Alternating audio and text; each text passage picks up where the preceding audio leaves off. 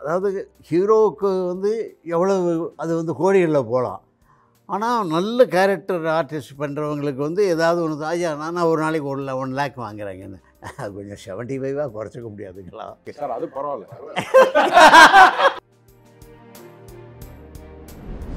இப்போ வாங்கவே முடியாது சார். கடைசி வரைக்கும் ஃபோன் பண்ணி ஃபோன் எடுக்க மாட்டாங்க. ஃபோன் எடுக்க மாட்டாங்க.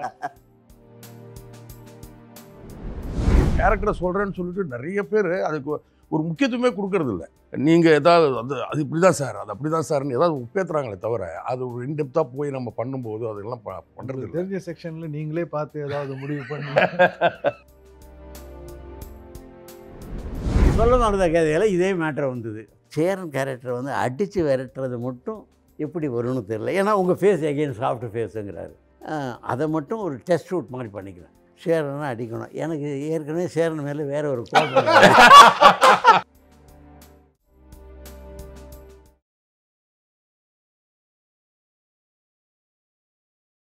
ஹீரோவுக்கு வந்து எவ்வளவு அது வந்து கோடிகளில் போகலாம். ஆனால் நல்ல கேரக்டர் ஆர்டிஸ்ட் பண்ணுறவங்களுக்கு வந்து ஏதாவது ஒன்று ஐயா நான் ஒரு நாளைக்கு 1 லேக் வாங்குறேங்கன்னு அது கொஞ்சம் 75 குறைச்சிக்க முடியாதுங்களா? இப்படிங்கிற நாகரிகம் இப்போ இருக்குது சார். அது பரவாயில்ல.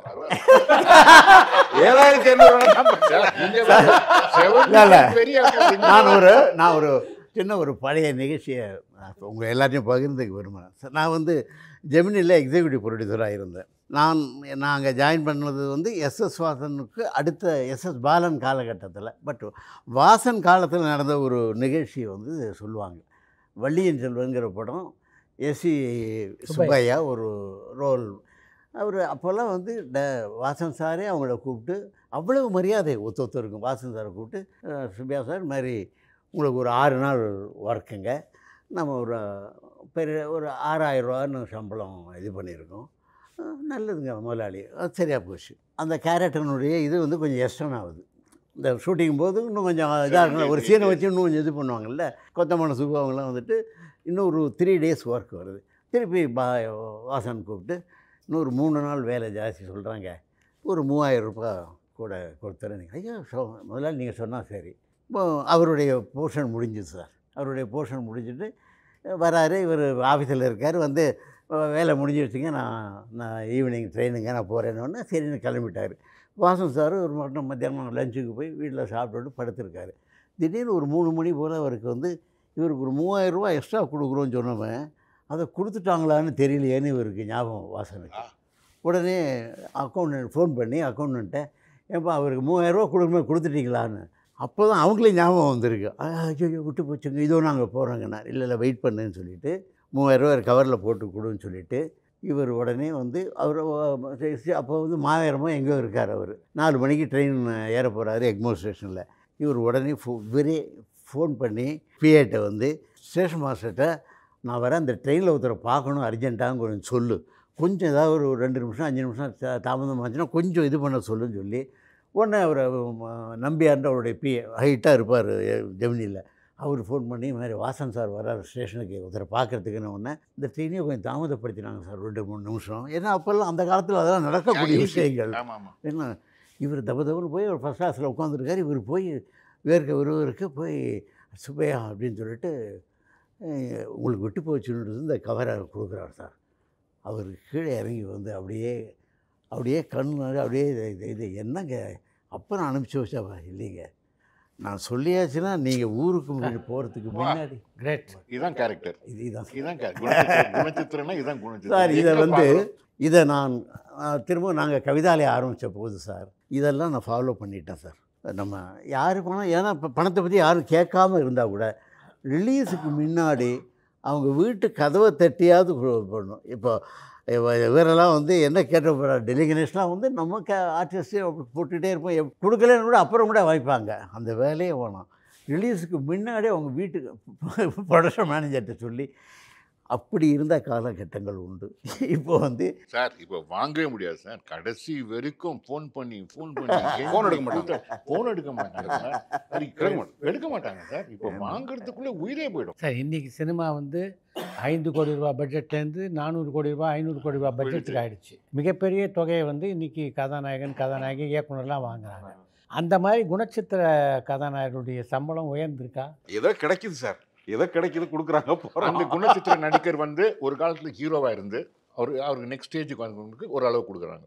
ஆனால் குணச்சித்திர நடிக்கிற அளவு ஸ்டார்ட் பண்ணவங்களுக்கு கிடையாது, கொஞ்சம் கஷ்டம்தான். முதல்ல குணச்சித்திரன் நல்ல ரோல் கொடுக்கட்டும், கதையில் இம்பார்ட்டன்ஸ்.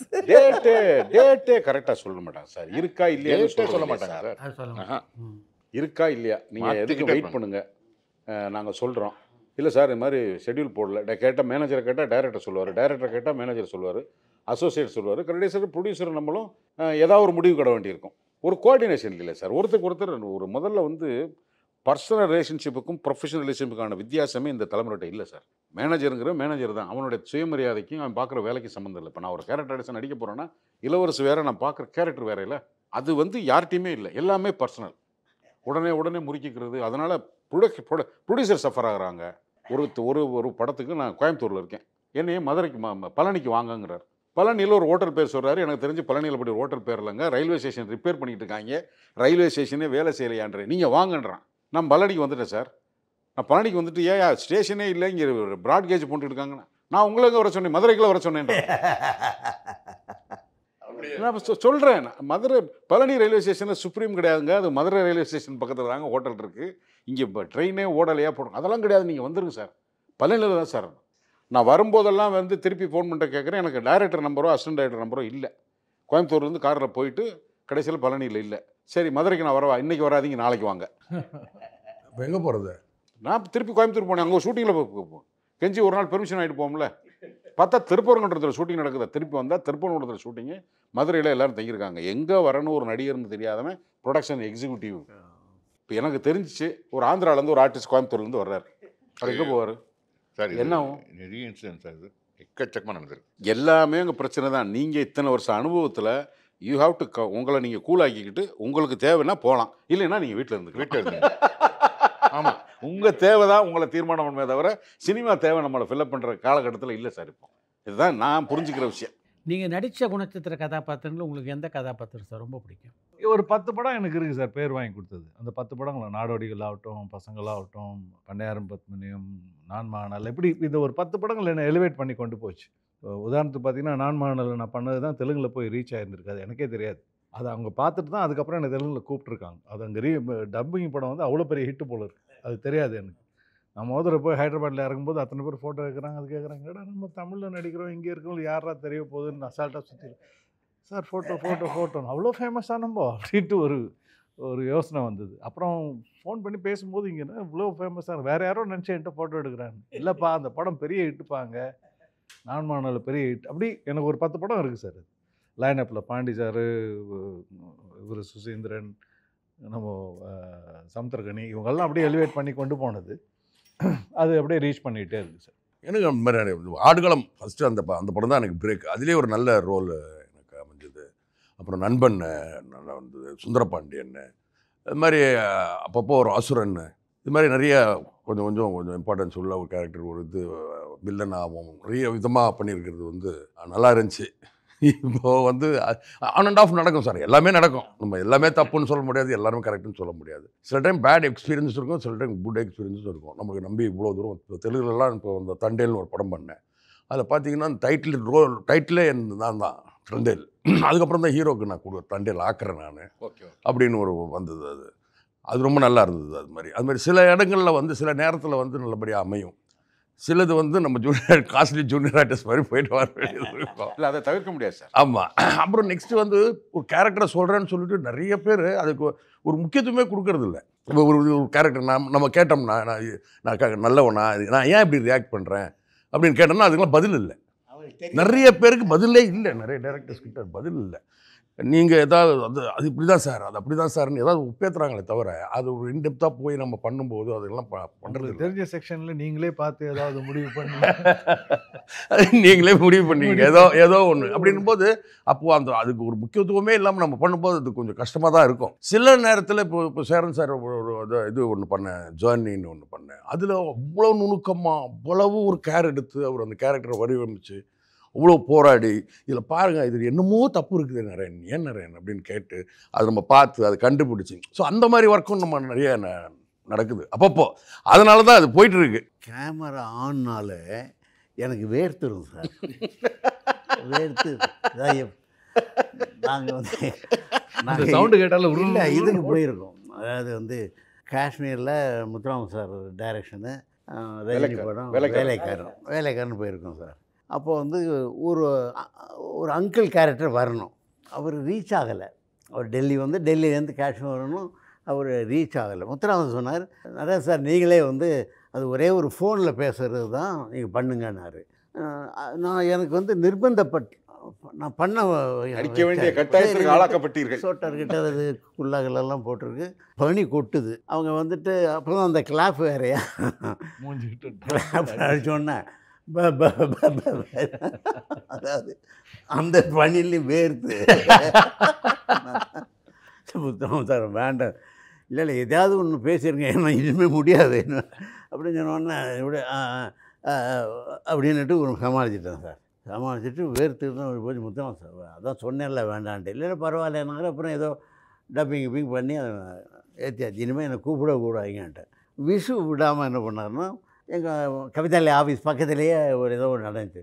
சார் நீங்கள் வந்துட்டு ஒரு மேனேஜர் மாதிரி சும்மா அவங்க வந்து ரிட்டையர் ஆகும்போது ஒன்று கொடுக்கணுன்னாரு. சரின்ட்டு டைலாக்லாம் ஒன்றும் இல்லை விஷயம், ஏன்னா டைலாக்கே மனசில் நிற்காதுன்னு சொன்னேன். சரின்னாரு, கொடுத்தாச்சு. இது போகாதுன்னுட்டு நான் வந்து என் சொந்த படம் எடுத்துக்கிட்டு இருக்கேன். இவரை வச்சு மணிரத்னம் அசிஸ்டண்ட்டு வந்து அழகன் பெருமாளை வச்சு விஜய் படம் எடுத்துருக்கேன். உதயாவில் வந்து ஒரு கேரக்டரை போட்டாச்சு. நம்ம எலெக்ஷன் கமிஷனர்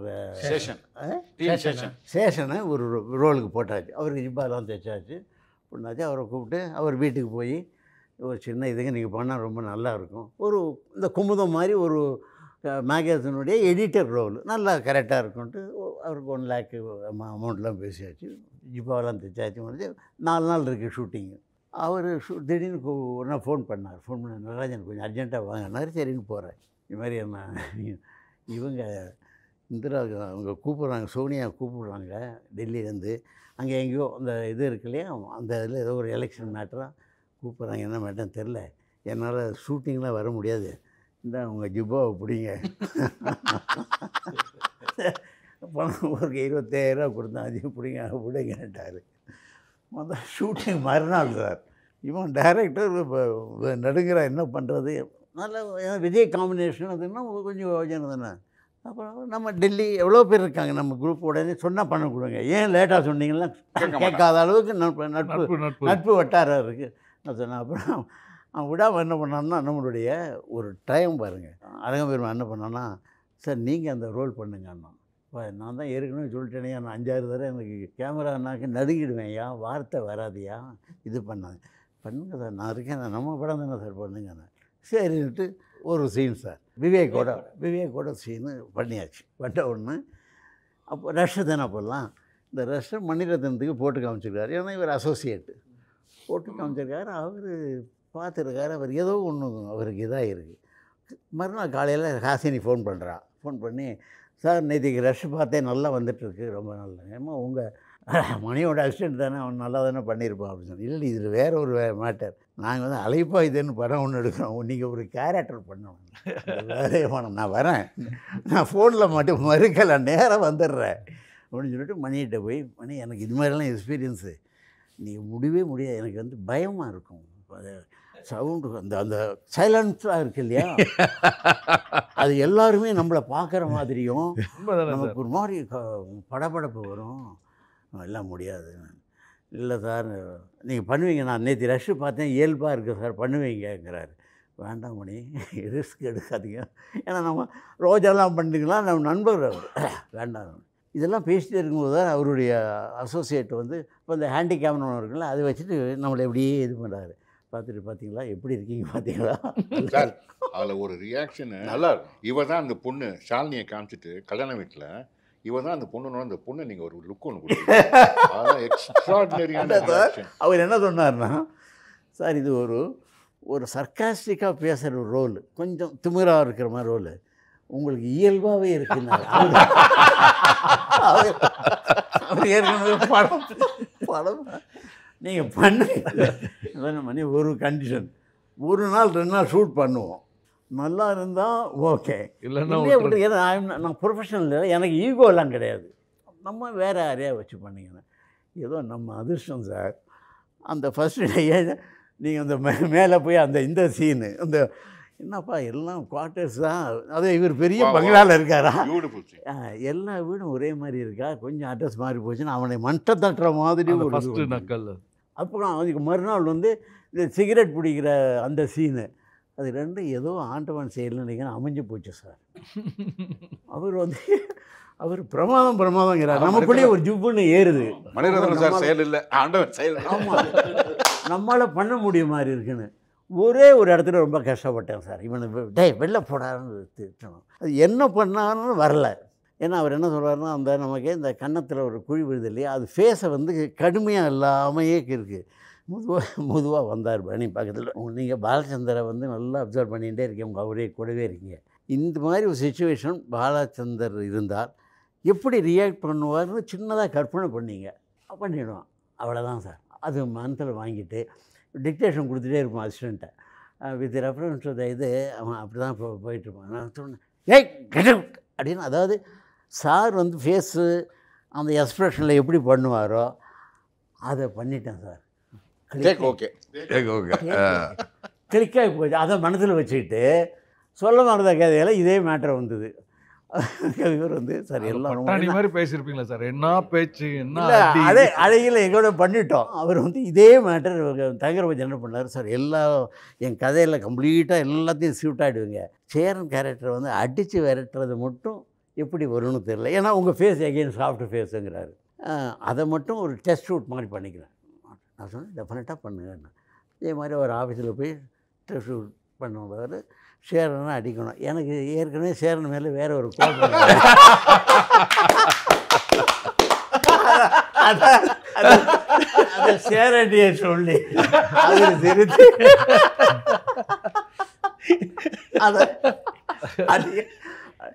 அது மாதிரி இல்லை. அந்த சீன் ரொம்ப பவர்ஃபுல் சீன். இல்லை, ரொம்ப பவர்ஃபுல்.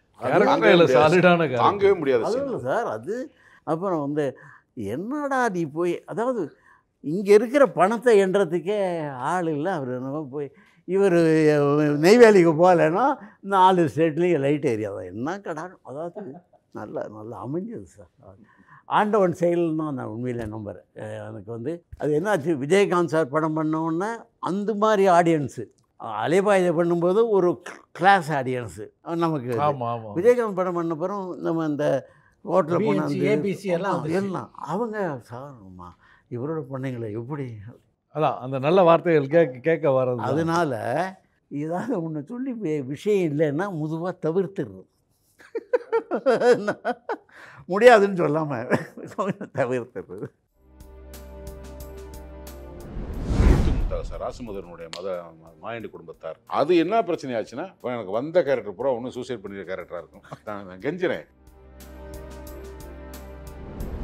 நடிக்க மட்டும் வேணான்னு நான் எஸ்கேப் பண்ணிட்டே இருந்தேன். அப்போ வந்து எனக்கு வெயில், அது வசந்த பாலனுக்கு வந்து இவனை ஏன் போட்டேன். தலைவாசல் விஜய் இவங்கெல்லாம் வந்து தலைவாசல் விஜய்லாம் ஒழுங்காக பயன்படுத்த முடியும், முழுசாக பயன்படுத்தலையே. ஹீரோஸ்க்கே மாஸ் ஹீரோ கான்செப்டே முடிஞ்சு போச்சு sir. Sir good the bad the அக்லின்னு ஒரு படம்.